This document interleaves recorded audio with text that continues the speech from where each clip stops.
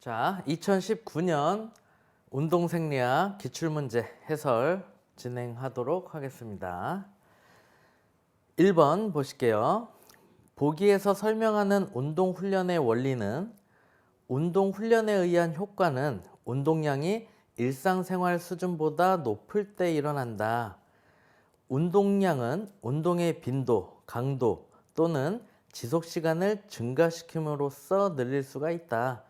일단 지금 처음에 언급했었던 이 내용만 보셔도 과부하의 원리라는 걸 알 수가 있죠.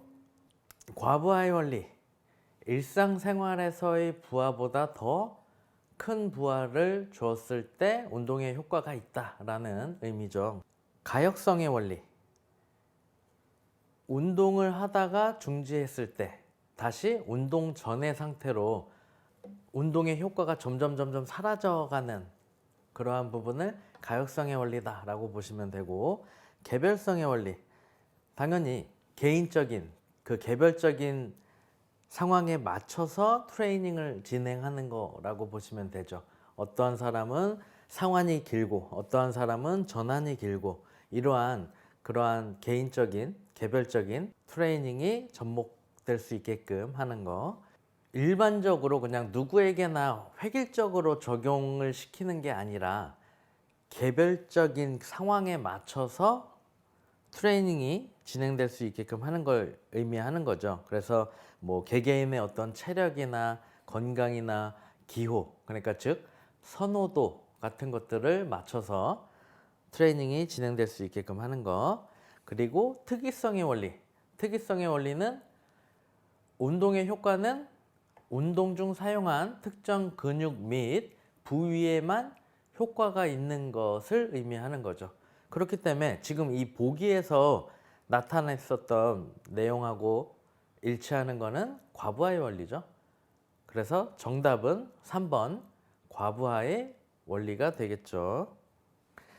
2번 근섬유의 형태에 따른 특성으로 적절하지 않은 것은 1번 지그는 속근에 비해 모세혈관의 밀도가 높다. 그렇죠. 지그는 그 근지구력 운동, 그죠? 지구성 운동에 굉장히 더 최적화가 되어 있죠. 속근에 비해서. 그래서 당연히 모세혈관의 밀도가 높겠죠. 모세혈관이라는 게 유산소성 단어죠. 기억나시죠? 그렇기 때문에 옳은 설명이고, 지그는 속근에 비해 미토콘드리아 수가 많다. 이것도 마찬가지. 미토콘드리아라는 거, 그쵸? 이것도 유산소성 단어라고 기억을 하고 계셔야 되는 부분이죠. 속근은 지근에 비해 ATPase의 활성도가 높다. 이것도 옳은 표현이죠. 4번 속근은 지근에 비해 피로에 대한 저항성이 높다. 잘못된 표현이죠. 그렇죠? 지근이 속근에 비해서 피로도에 대한 내성이 더 높다. 이렇게 되어야 되는 거죠. 그래서 2번의 정답은 4번이 됩니다. 자, 3번 보실게요. 혈액 내 산소 운반 물질은 1번 글루코스. 글루코스는 뭐예요? 탄수화물, 즉 포도당이 혈액에 둥둥 떠다니고 있는 그러한 형태를 글루코스라고 표현을 한다. 그렇죠? 2번 헤모글로빈. 헤모글로빈은 혈액 내 산소 운반을 해주는 물질이죠. 그러니까 정확히 2번이 정답이 되는 거고, 마이오글로빈. 마이오글로빈은 산소하고 친화력이 높죠. 그래서 모세혈관 내에 헤모글로빈으로부터 산소를 끌어와서 저장해 두었다가 산화적 인산화가 일어나는 미토콘드리아에 전해주게끔 되죠. 그래서 산소 사용량을 더 늘려줄 수 있게끔 해주는 역할을 하는 부분이고, 유리지방산. 유리지방산이라고 하면 잘게 쪼개진 지방산이라고 생각을 하세요. 쉽게. 유리된 지방산, 잘게 쪼개진 지방산의 형태. 그래서 혈액에 둥둥 떠다니고 있는 지방산의 형태라고 보시면 되고, 보통 이제 우리가 이제 많이 하는 간헐적 단식이나 뭐 키토 다이어트 같은 걸 하다 보면 우리가 지방을 더 많이 섭취하면서, 즉 몸에 좋은 아보카도라든가 뭐 아몬드 같은 데에 있는 견과류 이런 데서 얻을 수 있는 좋은 지방산을 섭취하면서 인체 내에 저장되어 있는 중성지방 같은 것들이 이제 혈액으로다가 넘어오게끔 돼서 혈액에서 지방산이 계속 더 많이 이렇게 떠다니고 있는 형태가 되면서 콜레스테롤 수치가 높아지게끔 되죠. 그러한 형태가 된다는 건 뭐냐면 그러한 지방을 계속 끌어다가 쓰면서 없앤다라고 보시면 돼요. 체지방을 빼게끔 만들기 위한 과정이다라고 보시면 되죠. 그래서 키토 다이어트를 잘 하시는 분들은 그러한 이제 우리 인체에서 그러니까 혈액에서 콜레스테롤 수치가 굉장히 높아지는 것을 경험을 하시게끔 되고 그 다음에 점점 좋아지는 그러한 모습을 볼 수 있게끔 되실 거예요. 여하튼 그래서 3번의 정답은 2번 헤모글로빈이 됩니다. 4번 고강도 운동 중 젖산력치가 발생하는 원인으로 적절하지 않은 것은 1번 근육 내 산소량이 감소해서 그렇죠.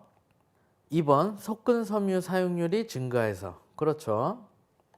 3번 코리사이클이 증가해서 코리사이클은 근육에서 생성된 젖산이 혈액에서 간으로 가고 혈액에서 근육으로 이렇게 이동이 되는 경로를 거쳐서 에너지원으로 재사용되는 그러한 주기적인 경로를 의미하는 거예요. 그러니까 전혀 상관이 없죠. 4번 무산소성 해당 과정 의존율의 증가 그렇죠. 그렇기 때문에 4번의 정답은 3번이 됩니다. 5번 보기는 췌장에서 분비되는 혈당 조정 호르몬에 대한 설명이다. 기억 니은에 들어갈 용어를 바르게 나열한 것은 기억은 혈당 저하 시 글리코겐과 중성지방의 분해를 증가시켜 혈당을 높여주는 역할을 한다. 중성지방의 분해를 증가시키는 체지방을 분해시키는 데 도움을 주는 호르몬은 좋은 애죠. 우리 입장에서 글루카곤 기억나시죠? 그리고 니은은 혈당이 증가 시 세포 안으로 포도당 흡수를 촉진하며 혈당을 낮추는 역할을 한다. 인슐린이죠. 5번의 정답은 4번이 됩니다. 6번 건강 체력 요소가 아닌 것은 1번 순발력 바로 아니죠. 순발력 이거는 건강 기능 체력이라고 봐야 되죠. 그 전문적인 스킬 기술적인 경기력을 향상시킬 수 있는 부분이죠. 그래서 기능 체력이라고 봐야 되죠. 2번 유연성 맞죠? 일반적으로 우리가 헬스장에서 발달시킬 수 있는 부분이 건강 체력 요소다라는 거. 유연성과 신체 구성, 그러니까 신체 조성이라고도 하죠. 체지방이 얼마나 되고 제지방이 어떻게 얼마나 되고 이러한 부분을 이야기하는 거고 심폐지구력, 그렇죠? 심장과 폐에 대한 지구성 능력을 이야기하는 거죠. 그래서 건강 체력 요소가 아닌 것 6번의 정답은 1번 순발력이 되죠. 7번 고지대에서 장기간 노출 시 나타나는 생리적 적응 현상으로 적절하지 않은 것은 1번 적혈구 수가 증가한다. 여기서 주의해서 보셔야 되는 게 장기간 노출 시 나타나는 생리적 적응 현상이라는 거죠. 생리적 적응 현상이니까 뭔가 더 좋아졌을 거라고 우리가 인식을 해야 된다라는 거예요. 반응이 딱 일어나는 그 순간의 느낌보다는 수능이 돼서 뭔가 더 좋아졌을 현상을 잘 눈여겨서 보셔야 돼요. 적혈구 수가 증가한다. 그렇죠. 긍정적인 거, 좋아진 거, 그죠? 혈액의 산소 운반 능력이 향상된다. 이것도 좋아진 거, 그렇죠? 근육의 모세혈관 밀도 감소라고 되어 있죠. 이게 아닌 표현이 되는 거죠. 이것도 좋아져야 되는 거죠. 주어진 절대 강도 운동 시 폐환기량의 증가, 이것도 좋아진 내용이죠. 그렇기 때문에 7번의 정답은 3번이 됩니다. 8번, 보기의 기역 니은에 들어갈 용어를 바르게 나열한 것은 신경계는 중추신경계와 말초신경계로 구분된다. 말초신경계 중 자율신경계는 흥분성의 교감신경계와 억제성의 부교감신경계로 구분된다. 이거는 굉장히 중요한 부분이고 우리가 본문에서 많이 강조를 했었죠. 그렇죠? 그래서 반드시 알고 계셔야 되는 부분. 민감이, 그죠? 교감신경계는 굉장히 민감한 애죠. 굉장히 센서티브한 민감이, 교감신경계 잘 기억하셔야 되는 부분이에요. 그리고 그 민감이의 반대작용, 즉 억제작용을 해주는 상호 기량적인 작용을 하죠. 부교감신경계, 그렇죠? 그래서 교감신경계와 부교감신경계는 서로 기량적인 작용을 한다.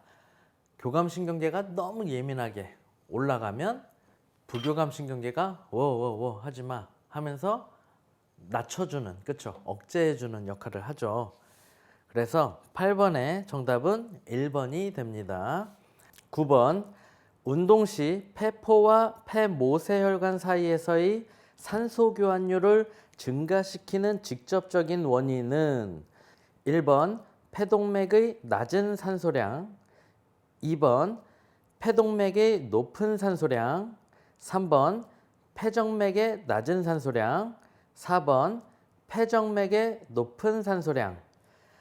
자, 이 문제 자체는 굉장히 여러분들이 푸시기에 어려운 문제예요. 이거는 이제 패스하셔도 됩니다. 문제는 굉장히 심플해 보이게 이렇게 나왔지만 사실은 이게 좀 내용을 알아야지 이거를 맞출 수 있는 문제이기 때문에 이게 쉬운 부분이 아니에요.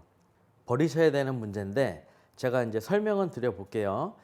자, 칠판을 보시면 이 내용을 알고 계셔야지만 여러분들이 이제 이 문제를 풀 수가 있게 되시는 거예요. 기본적으로 이 폐의 호흡은 폐포와 폐모세혈관 사이에서 일어나는 부분인데 폐동맥의 산소와 이산화탄소 분압이 40대 46 이렇게 지금 이제 표시를 해드렸죠. 그리고 폐포의 산소와 이산화탄소 분압이 105 그리고 40 이렇게 되어 있죠. 폐정맥의 산소와 이산화탄소 분압은 100 그리고 40 이렇게 되어 있는데 이 내용을 보면서 이제 제가 설명을 드려볼게요. 이 수치를 보면 온몸의 조직에 산소를 넘겨주고 감소되어 있는 폐동맥의 산소, 즉 40 있죠. 40. 폐동맥의 산소 40. 이거는 폐포를 지나가면서 폐포의 산소 105를 흡수하였다가 폐정맥으로 나갈 때 100으로 증가된 거를 볼 수가 있죠. 이해되시죠? 좀 잘 따라오고 계신 거죠. 산소가 폐동맥에서 40이죠. 그리고 폐포를 지나면서 폐포의 산소 105를 흡수했다가 폐정맥으로 나아갈 때 100으로 증가된 것을 볼 수가 있습니다. 그렇죠?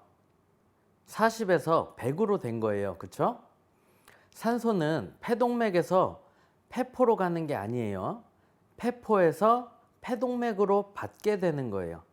반대로 이산화탄소는 폐동맥에서 폐포로 이동을 하고 기도를 통해서 대기로 방출을 하게 됩니다. 이 수치를 보시면 숫자가 큰 쪽에서 작은 쪽으로 이동하게 되는 거죠. 폐포의 산소 105가 폐동맥의 산소 40으로 이동을 하게 되죠. 폐동맥의 이산화탄소 46이죠. 그게 폐포의 이산화탄소 40으로 이동을 하게 됩니다. 산소와 이산화탄소 둘 다 분압이 높은 곳에서 낮은 곳으로 이동을 하게 되는 거예요. 자, 이 문제에서는 산소 교환율을 증가시켜야 하는 것이죠. 그렇기 때문에 분압의 차이가 커야 산소가 상대적으로 더 잘 이동을 할 수 있게 된다라는 거예요. 공기의 확산은 압력에 의해 움직이기 때문에 분압의 차이가 클수록 더 잘 이동하게 되죠. 폐포는 대기와 연결되어 있기 때문에 산소하고 이산화탄소의 분압은 105 그리고 40 이렇게 일정하죠. 따라서 동맥의 산소 분압에 따라 폐포에서 들어오는 산소량이 바뀌게 되는 거죠. 따라서 동맥의 산소 분압에 의해 폐포에서 들어오는 산소량이 좌지우지 되겠죠. 폐동맥의 산소량이 낮아야 폐포에서는 더 많은 산소를 넘겨줄 수 있게 되는 거죠. 분압의 차이가 있기 때문에. 분압의 차이로 인해 폐동맥의 산소량이 낮아야 폐포에서는 더 많은 산소를 넘겨줄 수 있게 되는 거죠. 그렇기 때문에 변화될 수 없는 폐포의 산소 분압 대신 폐동맥의 산소 분압이 낮아야 폐포의 산소와 차이가 더 커지게 되니까 폐동맥의 낮은 산소량이 정답이 되는 겁니다. 그래서 9번의 정답은 1번 폐동맥의 낮은 산소량이 되는 겁니다.